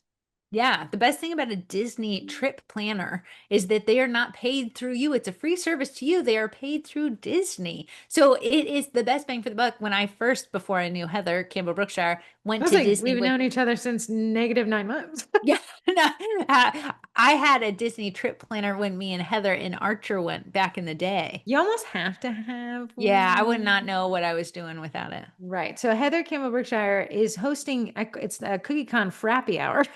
Get at a coffee shop this time. And that'll be June 24th. The details are that. Go to Sugar Cookie Marketing Facebook group, click on events, and she's actually posting weekly updates on things you need to know, things you can plan for about CookieCon. She's a Yeah, big Cookie Conner. She has been on TV, and she is probably the most Disney adult person I've ever met in my life. She has a she, monorail dress. yes, she does. And She should wear Disney ears that. for just about everything. She should wear the monorail dress to the Frappy Hour. She So should. more information there if you need to contact her. The Vendy Blendy is in 28 weeks, which felt farther away, but now it feels closer. I don't know why. It Because I have to does. start 20, planning it in the summer. it's because it's an even number. When it's an odd Mm. number, like 21 feels 27 distant. will feel 20, farther away than yeah, it 28 feels feels far closer.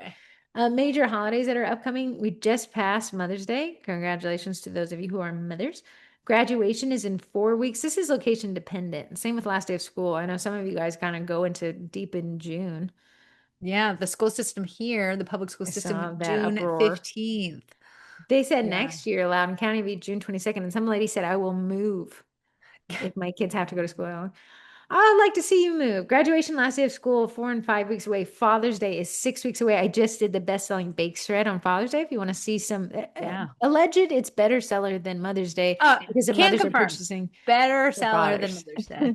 Yeah. Summerween, 7 weeks. It's actually our cookie class kit as well. Summerween is Halloween in the summer. It's a trendy, not an established holiday, but it's a good, neat way. You guys could do pre-orders for Halloween, or if you place your Halloween order in what is it, June 27th, you could get a discount or something like that, or it's just another excuse to put Halloween content out there. You're gonna find your Halloween little haunts are gonna sign up for the cookie class because they're out there. We're out there. Halloween lovers are out there. We're just waiting for the summer to end.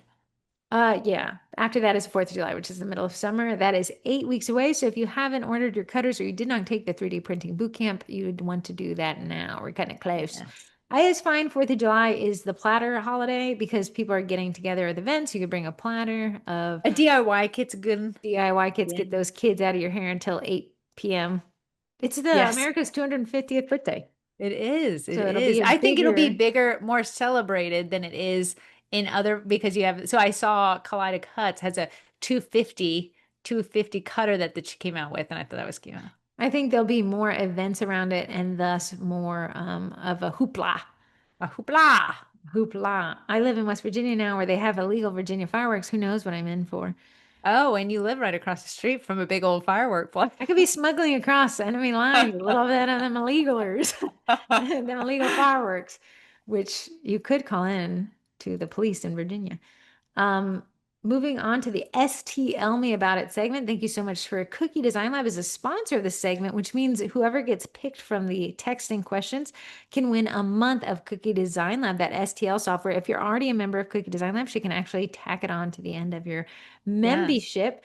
If you do not win this week, use code TWINS for 15% off. I know they have a 5-day plan or a yearly plan. The annual plan is cheaper. Or if you sign up to get that boot camp about 3D printing, you can still redeem that 1 week of Cookie Design Lab, which, makes that a very cheap boot camp for you. And you can do that until May 31st, 2026.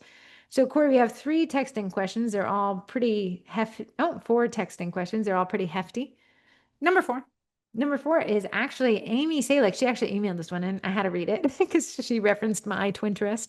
So Amy, Oh, if you don't have Cookie Design Lab, email me back. Same email address. I'll get you hooked up. Hi, Heather. Thanks for mentioning Michael Girdley on the recent podcast. I just looked up his videos on YouTube based on your recommendations and they're great. I also listen to Ramit. That's the finance guy, Money for Couples.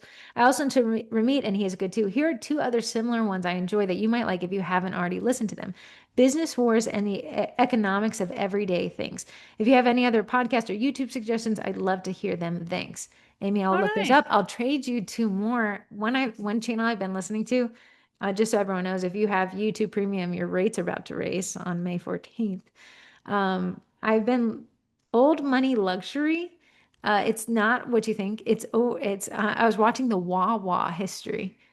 And Wawa is a privately owned company and has been around. It started in New Jersey as a metal thing, and then they moved it into cow and dairy operations. But when the refrigerator came out, they were doing a daily dairy delivery. Yeah, Interesting. and Wawa, do you know what a Wawa is? It's an indigenous word for goose, and that's why their logo is the Ah, I goose. had no idea. Now you know. And now I'm going to be listening at lunch today to Smucker's Family History. Oh, yeah. There you go. I was listening to Cartier. That one was Yeah. really interesting, and how he was a broke guy, just impoverished, and just really liked studying how light moves through glass. Got into metallurgy, got into diamond manufacturing, and his 3 sons were so business focused that one took over North America, one took over Europe, and one took over the British Empire to produce these just extravagant. They said the Maharaja of India placed an order through Cartier for something that was 1 billion rupees, which would have been valued at $2 billion today, a piece of jewelry. Wow. Just fascinating. That's And then within mind-boggling. 100 years, they lost it all to a company because the great grandkids didn't want to run it. Wow. All right. Interesting. So that was thank you, Amy. You can email me. You know my email address since you emailed that one. Thanks for listening. Michael Girdley was the one I've been listening to. He does the rise and fall of businesses. Oftentimes he's standing in front of them. That's what makes it interesting. Yeah.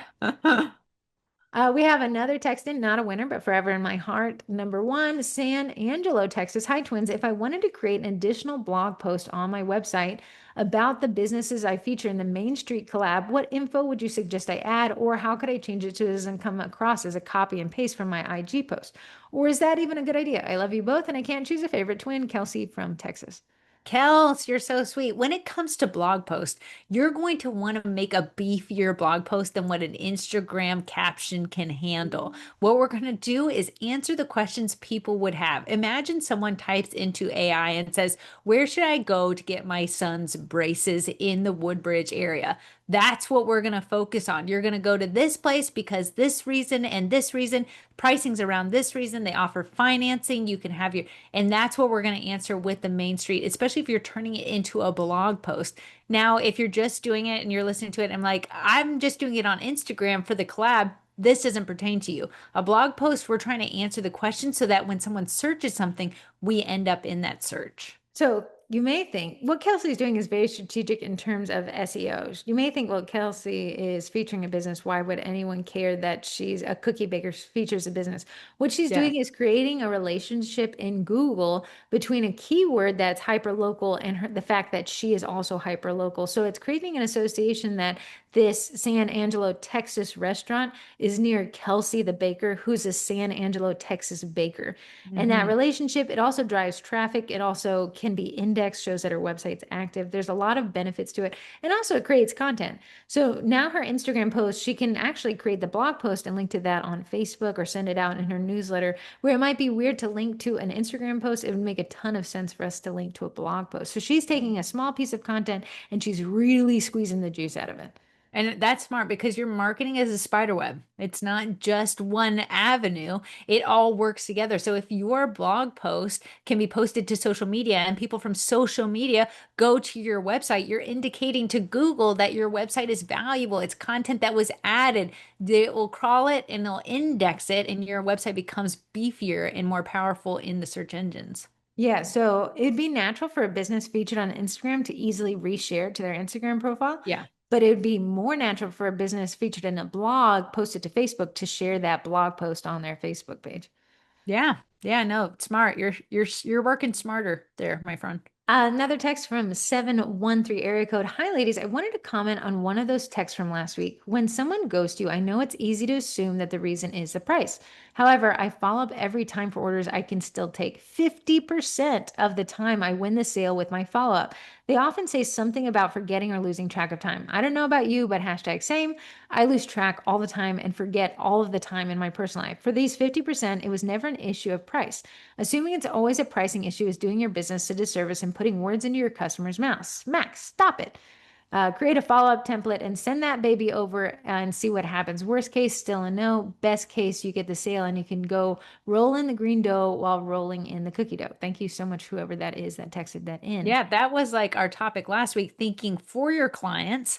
It must be the price why they ghosted me instead of thinking on behalf, like, as your client. I was busy and I forgot who I reached out to. So I hope they reach out again.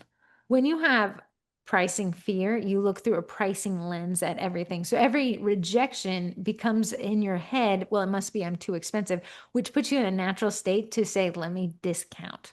Remember, Especially you're because planting bad weeds. yeah, we started this whole bakery business because we looked at the price of someone else and said, that's too expensive. I think I can do it myself. We're always going to have pricing in the back of our mind because we are cheaper people. That's why we became sugar cookie bakers.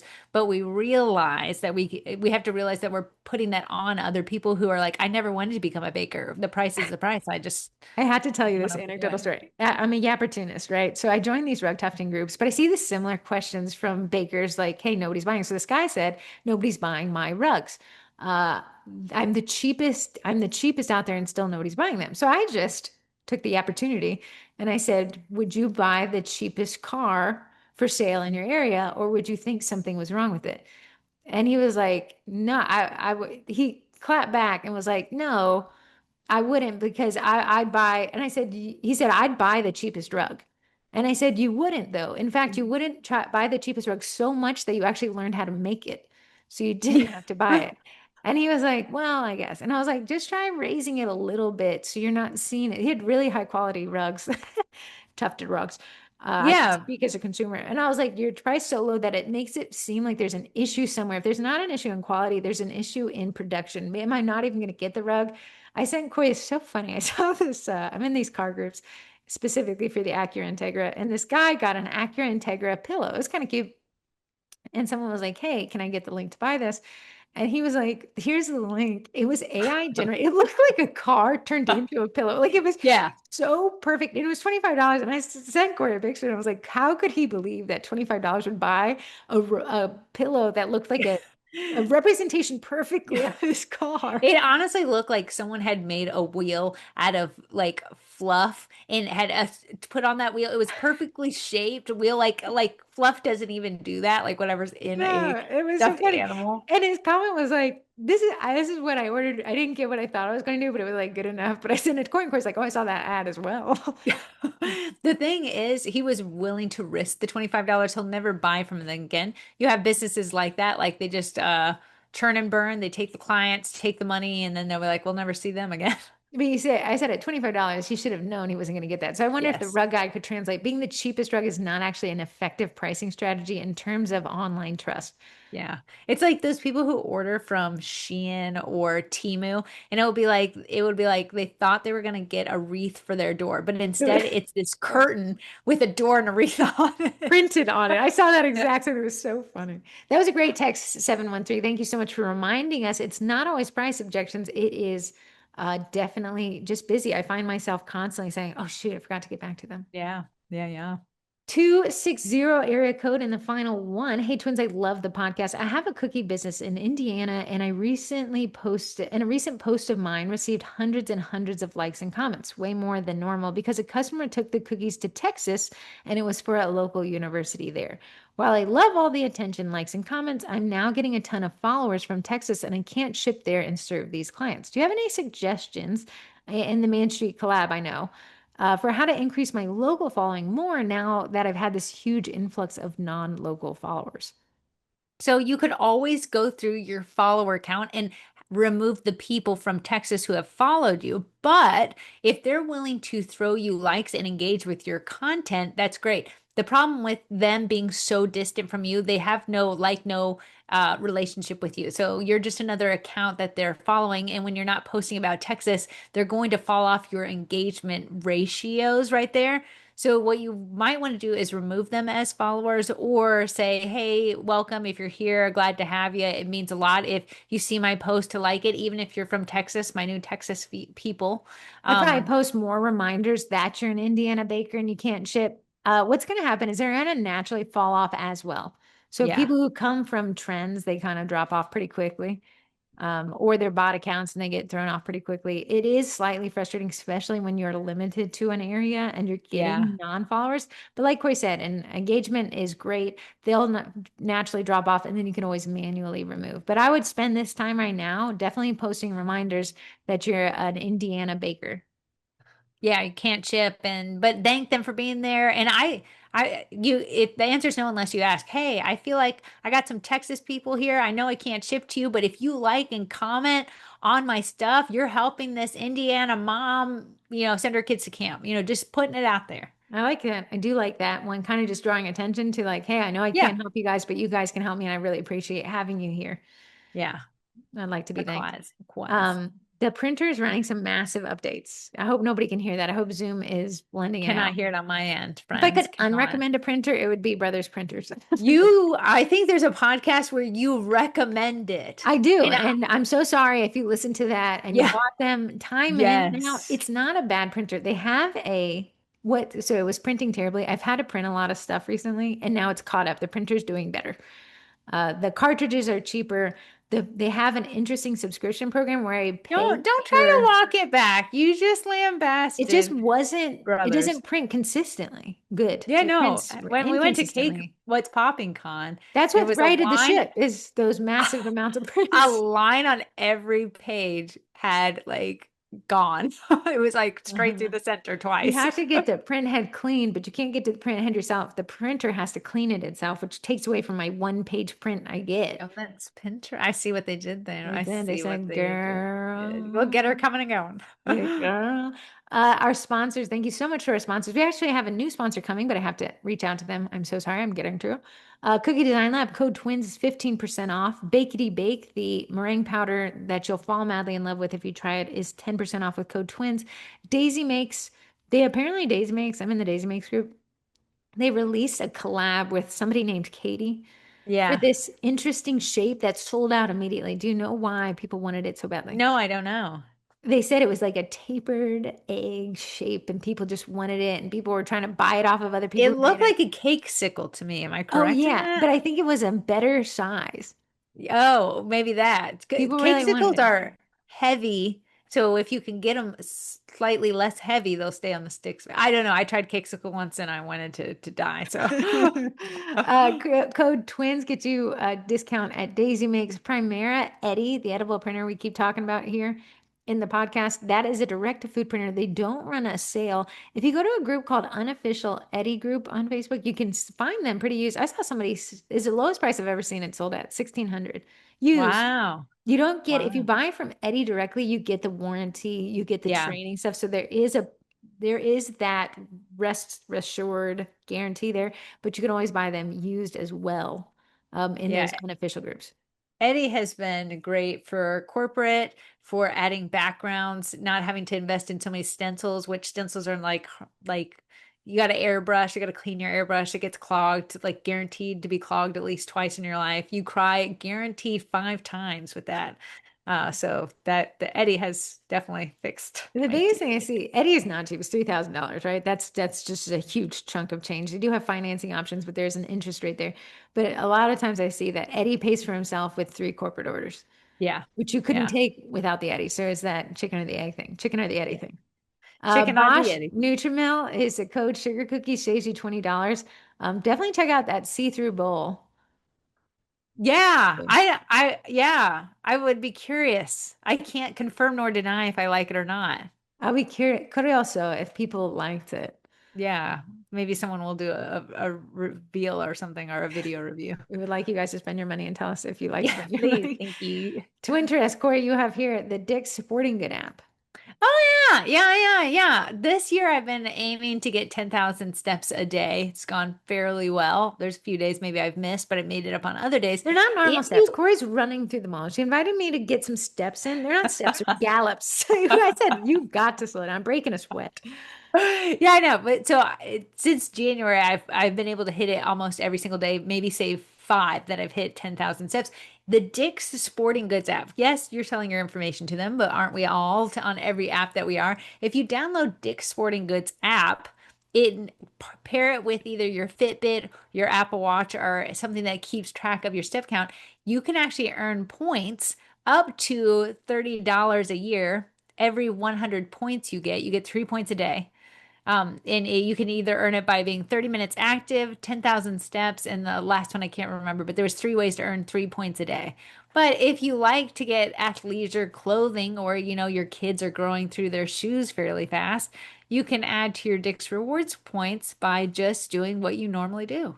Walk to the Dick's Sporting Goods store Yes. And then and get get stuff for new free. shoes that you Walk them need because you home. walked to the store. I have had a couple of things of interest. I was thinking the Twin Intellect, I was thought was interesting, those documentaries. Well, I had something I referenced earlier and I said I'll get down to it in the Oh yeah, you did. The Juniper Galaxy, something like Oh that. yeah. So my first one is the cats. My older sister said this guy's named Jackson Galaxy's on YouTube. He's a cat guy. Like that's his whole entire life is cats, cat behavioralist is what he called himself. He says if you follow this method, the Jackson Galaxy method of introducing 2 new cats, your cats will always get along. And it was Is interesting. he a bald man with a black beard? I don't think so. I think he was like had blondish hair, but I don't remember. Okay. He could have been. I don't remember. I was just letting Okay, it play okay, in the okay. background as I Okay. was frantically separating the cats. The method is you keep 1 cat in one room, 1 cat in the other, and you scent swap. They said scent equals buddies. So you let a cat sleep on a blanket and then you put that in the other cat's room. You'd never let these cats see each other. Then you start feeding both cats between an opaque door. So the one cat's eating on the bottom of this door, the other cat's on the other side of the door eating that way, just so that because they were like, food is like everything to a cat. So them being safe enough to eat around each other without the threat that the cats are going to cross-contaminate. Then you create a physical barrier that they can see through. So it could be like netting or it could be a fence or something like a baby gate that they can kind of, and then you introduce them. So I've Do walked you it back. feel like your cats aren't getting along? I feel like the Munch is constantly tackling Bean, but Bean is immediately falling on his back because he wants to wrestle, but Munch is like so aggressive. He's not biting him, but he's making weird noises. He's fixed, so not what you think. But Like I'm growling. gonna try to do it. Okay. Just but all on top of this little cat. But always Oh, around like, and I said, "Are you biting him?" So I stuck my hand in between it. No, he's just resting his face on the hair of the little guy. weird. Yeah, I I don't think know. you can't walk that back. I think you already We're did the walking it. No, damage. no, the Jackson Galaxy guy said you can walk it back. We're walking it back. He said you should walk it back. Give me hope. Another one I saw on TikTok. I thought this was interesting for both of us. The Hit Pan Challenge, but it's a monthly challenge where you take products from each category, so skin, hair, face, nails, or whatever. You Sure. get one product that you kind of like decently like, but not enough to hit pan on, and you have to use it in a month. I do that already with my face stuff. But not stuff you like, stuff you don't like. Oh, I've been because I'm trying not to buy stuff. I've Yes. been going through my hate stuff like Yeah. So excessively. the challenge is, and some people are trying to use it up in a month, but if it's not, they said at the end of the month, switch it out for something else within its category that you're also not using so you can stay interested. I think that's a great idea. I used to be the person that if I like something, I got two of it. Nair, that does that need to happen? You only need one of it because the other one will one expire while it's waiting to be used up, or it takes up storage, so then you're like look like a hoarder.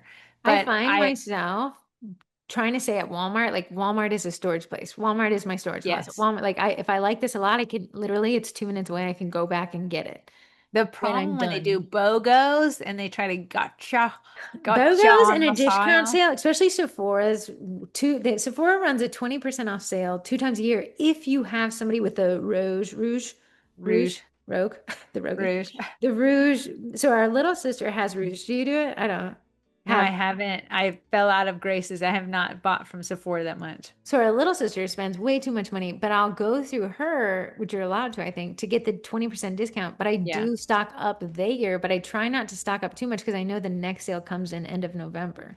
There's two sales they run that Uh-huh. 20% off. That So gets you me. The limited 2 times a year sales. If they ran sales all the time, I wouldn't be stockpiling.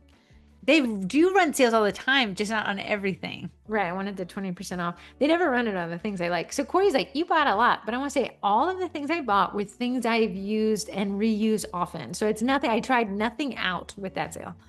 Heather, I know you don't need new perfume. I know that I for a didn't buy any. factoid. I didn't buy No, any. you had us all bring our perfume so you could shop our perfumes to buy Yeah. a new Do you perfume. know which one I bought? None. Why did we do the And you know, we whole bought some. Ashley went out and bought some immediately. extra? Really, I just wanted to see what everyone liked to smell like.